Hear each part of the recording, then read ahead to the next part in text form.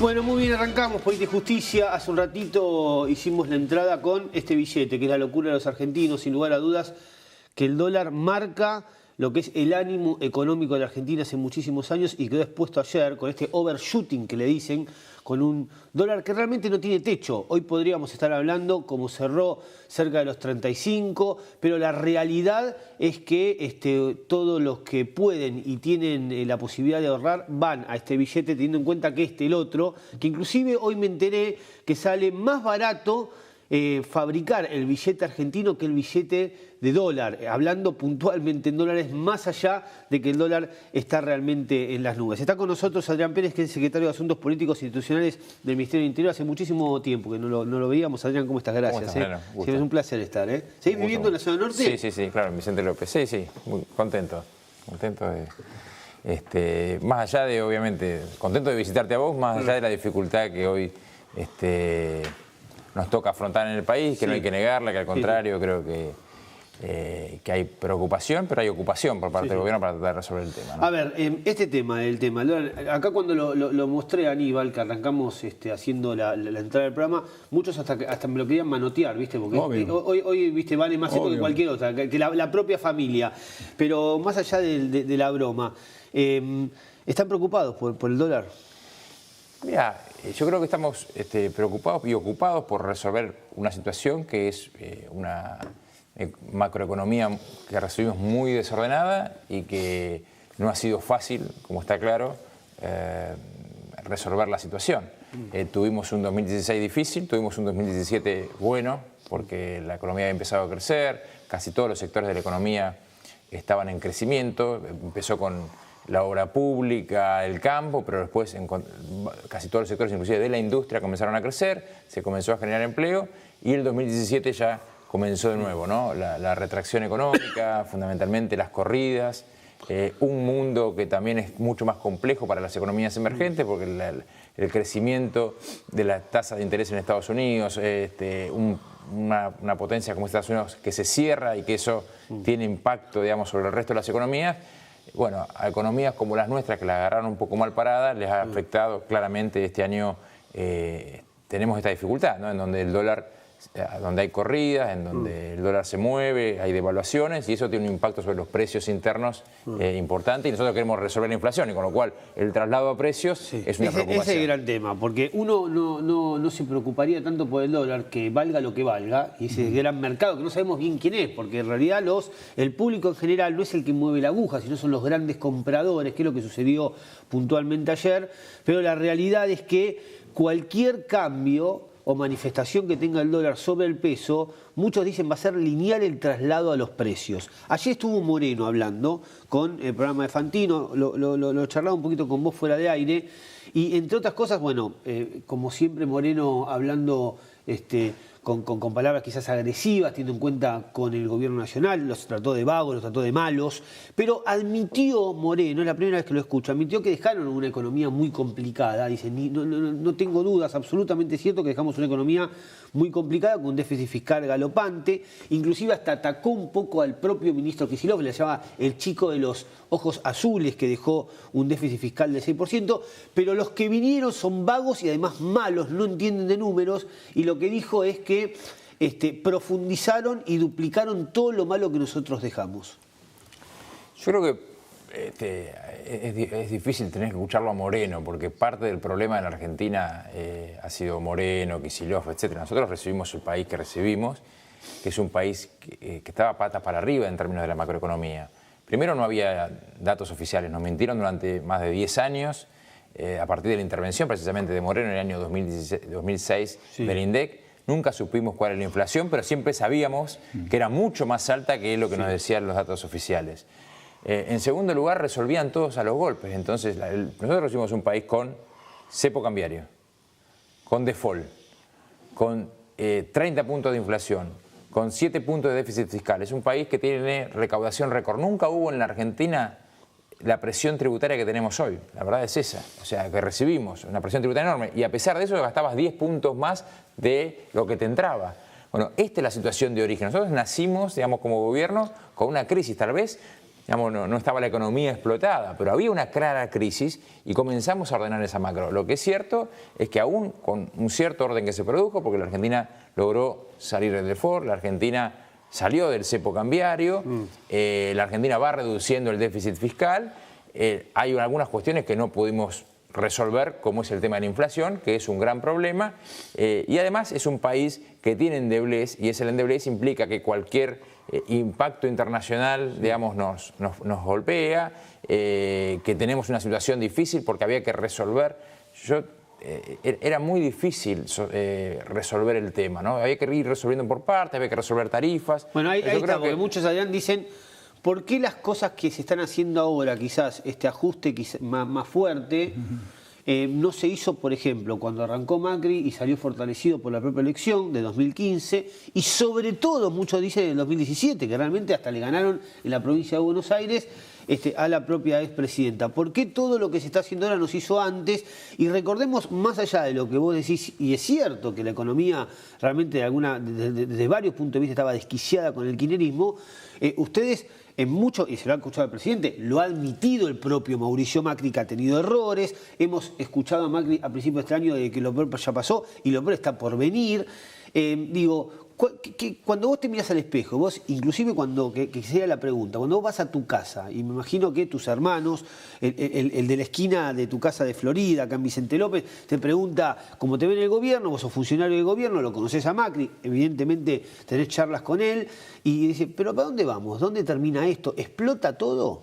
No, yo creo que no, y precisamente que explotar todo no, y tampoco hay que negar todo, o sea, no va a explotar, a vos te tampoco hay que negar, obviamente, sí. Y yo tengo la preocupación porque además nosotros transitamos la calle, vamos al comercio y vemos que para el comerciante sus ventas bajaron, que buena parte de los sectores han perdido poder adquisitivo porque la inflación te va comiendo, o sea, nosotros vemos el problema y creo que lo principal es no negarlo. Lo segundo, creo que hay algunas cosas que se hicieron bien, pero hay muchas cosas que están irresueltas. Así que, ahora, por ejemplo, la medida que se tomó ayer tuvo un sentido, que es, se comenzaba a instalar esta idea de que la Argentina podía ir al default. Es lo que te iba a preguntar. Entonces, lo que hay es un anticipo del desembolso que se preveía para más tarde del fondo para el año que viene, para, digamos, generar confianza en ese sentido de que la Argentina no va a ir al default. Adrián, bueno, porque muchos dicen que indudablemente, con el dólar, lo que se esperaba, que era generar confianza, digamos, fue al revés. No se generó en el día de ayer porque el dólar se corrió y hubo una mini devaluación, entonces eso no se logró. Creo que también faltó, pero porque no estaban los términos. No se explicó el acuerdo con el fondo, el acuerdo vendrá en los próximos días, se explicó que se anticipaba el desembolso. Otro tema, porque ayer en un momento cuando a Macri se lo escuchó hablar del Fondo Monetario Internacional y sobre todo este tema de pedir más dinero adelantado para garantizar una tranquilidad, repito, la calma que vuelve al mercado, y se vio con el dólar, inclusive hoy también el dólar subiendo.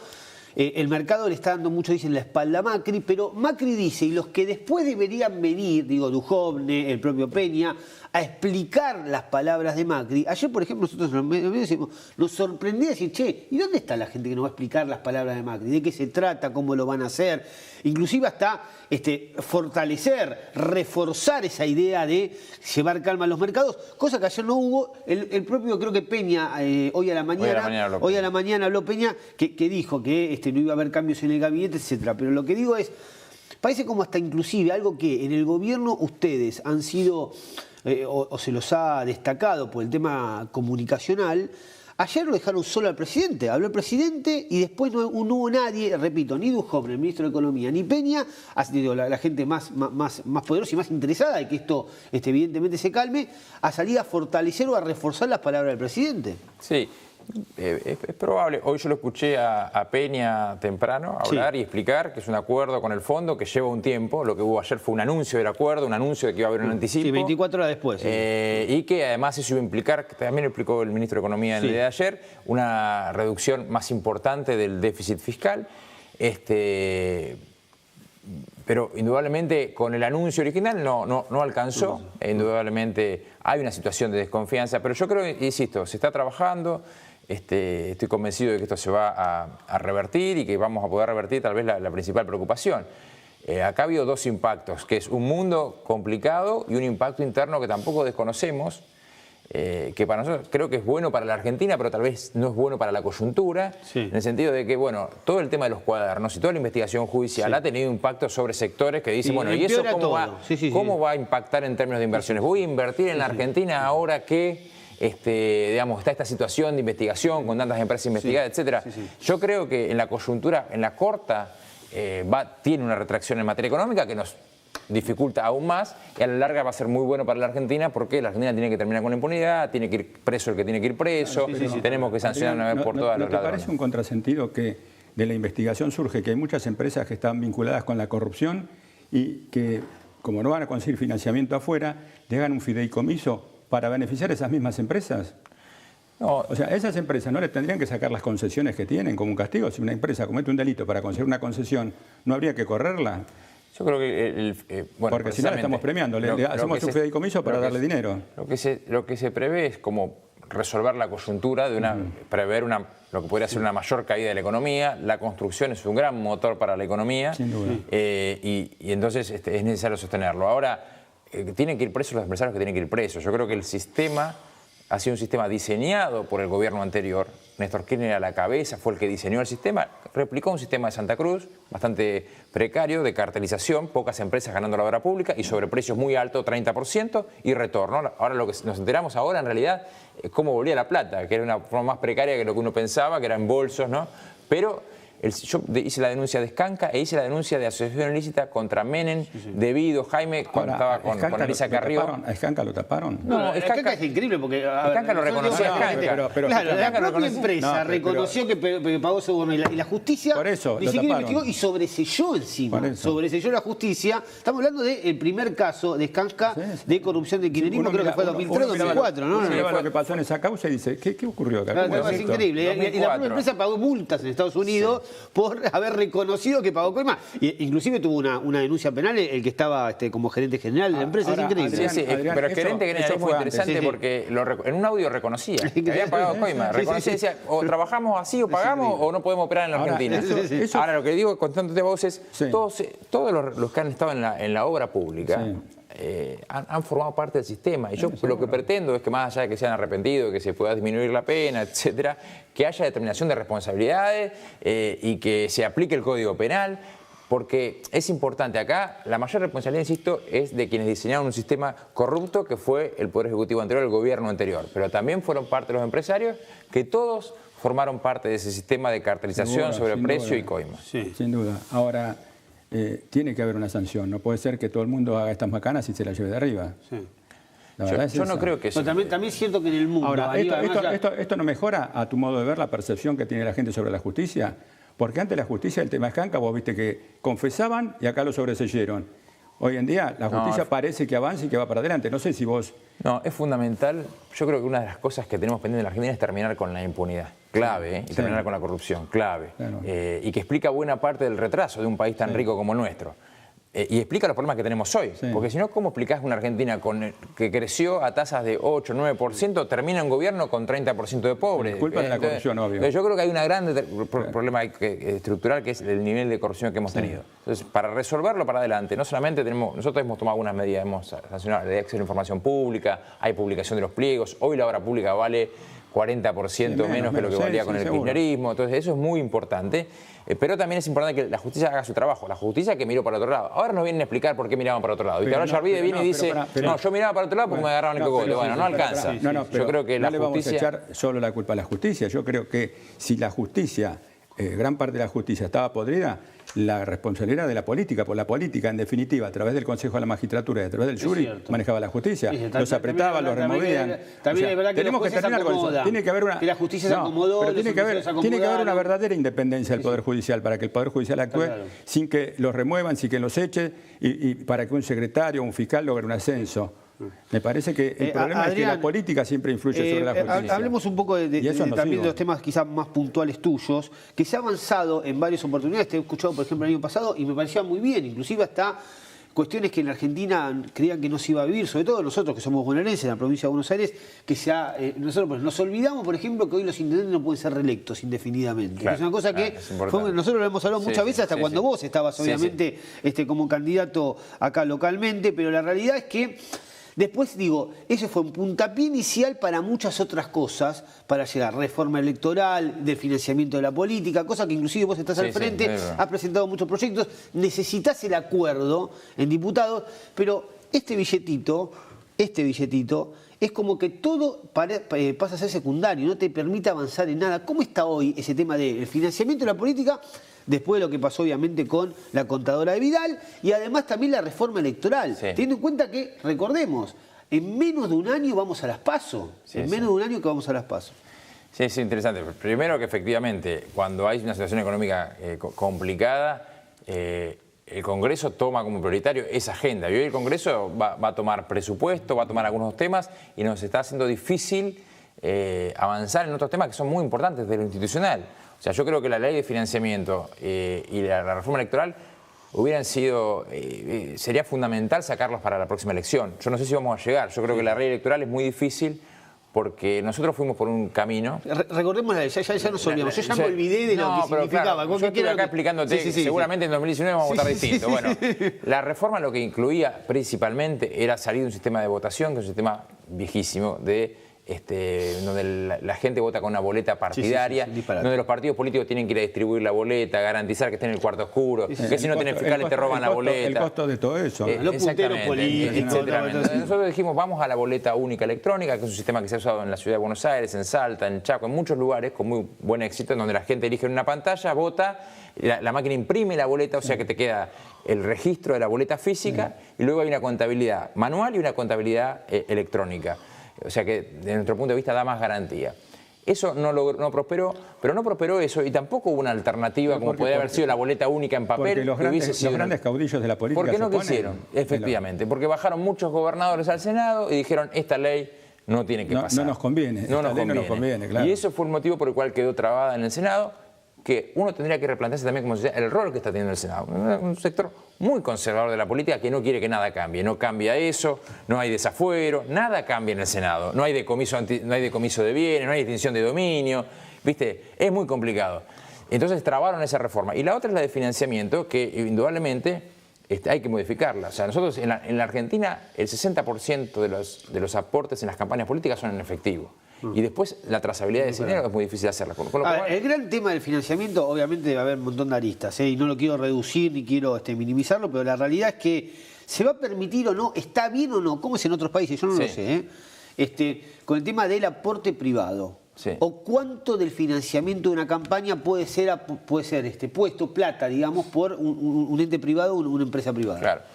Bueno, está muy bien tu pregunta. Yo lo primero que digo es, en general, en el mundo, en todos hay financiamiento mixto. Bien, o sea, hay financiamiento público y financiamiento privado. En algunos países tenés que el financiamiento privado es solamente de personas físicas y algunos países te dicen es personas físicas y personas jurídicas y empresas. Este es el debate. Nosotros desde el año 2009 hasta acá tuvimos una prohibición para el financiamiento de empresas. Lo que ocurrió del año 2009 hasta acá es que las empresas siguieron financiando igualmente y todo ese financiamiento es en negro. Entonces, lo que nos parecía mejor era habilitar el financiamiento empresario, ponerle un tope, el 2%. Hoy está prohibido que las empresas aportan. Pero la verdad es que si vos mirás cualquier estudio que hay de análisis electoral, dicen las empresas siguen aportando. Entonces, a nosotros nos parecía mejor que haya aporte empresario y con un tope bajo, digamos, con un tope del 2% sobre el total de la campaña. ¿Del que nadie 2%? Sí, por eso, que podían aportar, pero no podía nadie... No, porque el 2% en el monto total de la campaña pueden ser, dependiendo del padrón electoral en la provincia de Buenos Aires, pueden ser hasta 1 millón y pico de pesos, o sea...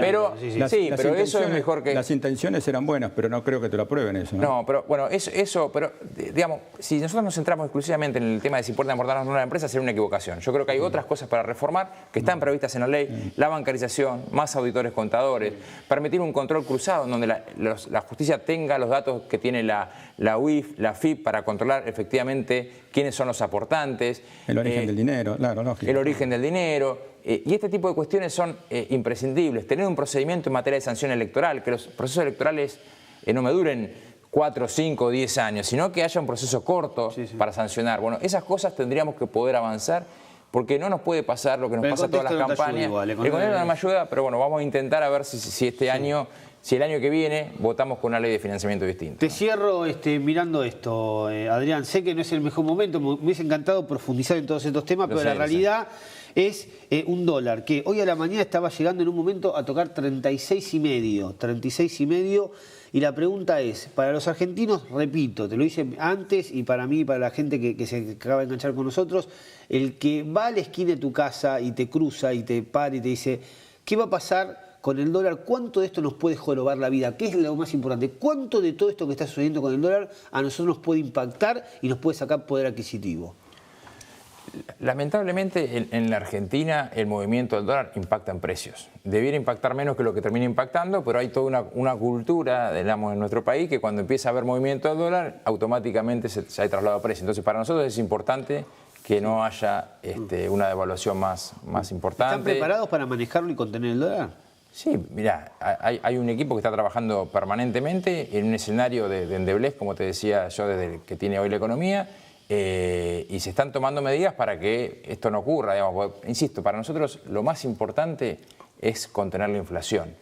Y es más importante porque no queremos que la gente pierda poder adquisitivo. Pero en Argentina lamentablemente es lineal, ¿no? Se sube esto y la inflación suele subir también hasta de la mano. Sí, y ¿no? Por eso es la preocupación para contener el valor del dólar. Adrián, gracias por estar. No, al contrario, gracias a usted. Adrián Pérez, entonces vecino de la zona norte, es alguien que hace mucho tiempo queríamos entrevistar, seguramente antes de fin de año vamos a volver a hablar con él. Nos vamos al primer corte, hay muchos invitados, gente del peronismo, gente del kirchnerismo, gente obviamente de Cambiemos, para seguir viendo y reflexionando esta Argentina que realmente preocupa. Ya venimos.